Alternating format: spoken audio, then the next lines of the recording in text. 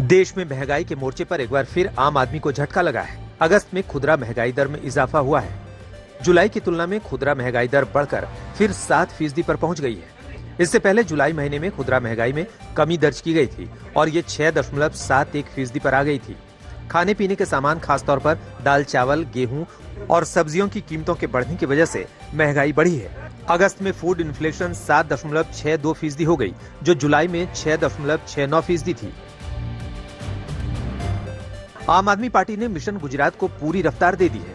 दिल्ली के सीएम अरविंद केजरीवाल ने अहमदाबाद में ऑटो कैंपेन लॉन्च किया। ऑटो पर अरविंद केजरीवाल और गुजरात के नेताओं की फोटो वाले पोस्टर लगे हैं, जिस पर एक मौका केजरीवाल को लिखा हुआ है। इस बीच आम आदमी पार्टी ने गुजरात के पार्टी दफ्तर पर छापेमारी का दावा किया। पार्टी के नेताओं ने दावा किया कि केजरीवाल के पहुंचने के ठीक बाद पुलिस ने अहमदाबाद में पार्टी के डेटा प्रबंधन ऑफिस पर छापा मारा, लेकिन उसे कुछ नहीं मिला।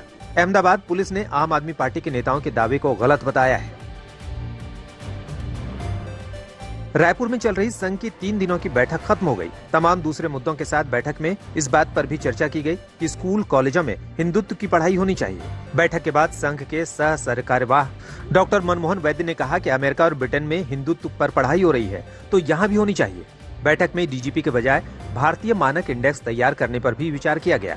संघ की विचारधारा के तहत काम कर रहे देश के 36 संगठनों के 250 से ज्यादा लोग इस बैठक में शामिल थे। बैठक में बीजेपी के राष्ट्रीय अध्यक्ष जेपी नड्डा ने भी हिस्सा लिया। नीतीश सरकार के कृषि मंत्री का विवादों से पीछा नहीं छूट रहा। पहले अपहरण केस में आरोपी कार्तिकेय सिंह को कृषि मंत्री बनाया गया और अब नए कृषि मंत्री सुधाकर सिंह अपने बयान को लेकर विवादों में हैं। सुधाकर सिंह ने दावा किया है कि उनके कृषि विभाग में कई चोर लोग हैं। इतना ही नहीं, उन्होंने अपने आप को उन चोरों का सरदार करार दिया। सुधाकर सिंह ने कहा कि उनके ऊपर भी और कई सरदार मौजूद हैं। कृषि मंत्री सुधाकर सिंह ने लोगों को संबोधित करते हुए कृषि विभाग के अधिकारियों को फटकार लगाई। गायों में तेजी से फैल रहे लंपी बीमारी को लेकर पीएम मोदी ने किसानों को भरोसा दिलाया। दिल्ली से सटे नोएडा में वर्ल्ड डेयरी समिट 2022 के उद्घाटन के दौरान प्रधानमंत्री ने कहा कि राज्य सरकारों के साथ मिलकर केंद्र सरकार इसे कंट्रोल करने की कोशिश कर रही है। उन्होंने ये भी कहा कि हमारे वैज्ञानिकों ने लंपी रोग की स्वदेशी वैक्सीन भी तैयार कर ली है। डेयरी समिट में गृह मंत्री अमित शाह समेत यूपी के सीएम योगी आदित्यनाथ भी शामिल हुए।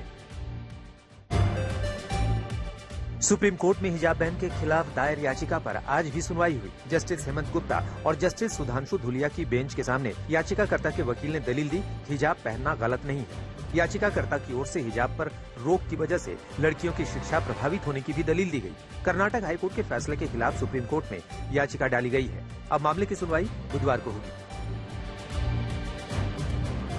सोनाली फोगाट मामले में गृह मंत्रालय की तरफ से सीबीआई जांच को मंजूरी दे दी गई है। लंबे समय से इसकी मांग की जा रही थी। गोवा के मुख्यमंत्री प्रमोद सावंत ने गृह मंत्रालय को एक चिट्ठी लिखी थी, जिसमें मांग की गई थी कि सोनाली फोगाट के मामले में सीबीआई जांच हो, जिसके बाद गृह मंत्रालय ने सोनाली फोगाट केस की सीबीआई जांच की मंजूरी दे दी। एनआईए ने गैंगस्टर्स के ठिकानों पर बड़ी छापेमारी की। दिल्ली, राजस्थान, पंजाब, हरियाणा और पश्चिमी यूपी में करीब 60 जगहों पर एनआईए ने दबिश दी और लॉरेंस बिश्नोई, गोल्डी बराड़, नीरज बवाना, काला जठेड़ी और देवेंद्र बम्बिहा जैसे गैंगस्टर्स के ठिकानों पर छापा मारा। दरअसल गायक सिद्धू मूसेवाला मर्डर केस में अब आतंकी एंगल का खुलासा हुआ है। पिछली कुछ जांच में खासतौर पर पंजाब के गैंगस्टर्स के आईएसआई और खालिस्तानी आतंकियों के साथ गठजोड़ की बात सामने आई थी। क्वीन एलिजाबेथ द्वितीय का पार्थिव शरीर स्कॉटलैंड के बालमोरल कैसल से एडिनबर्ग लाया गया। इस दौरान हजारों की संख्या में लोग उनकी अंतिम झलक पाने के लिए सड़कों पर उमड़ पड़े। महारानी एलिजाबेथ का कफिन जैसे ही एडिनबर्ग के होली रोड हाउस पैलेस पहुंचा, उनकी बेटी प्रिंसेस एन ने उनके सम्मान में शीश झुकाया। 13 सितंबर की शाम को महारानी के पार्थिव शरीर को सड़क मार्ग के जरिए बकिंघम पैलेस ले जाया जाएगा, जहां लोग उनके अंतिम दर्शन कर सकेंगे। क्वीन एलिजाबेथ का अंतिम संस्कार 29 सितंबर को किया जाएगा।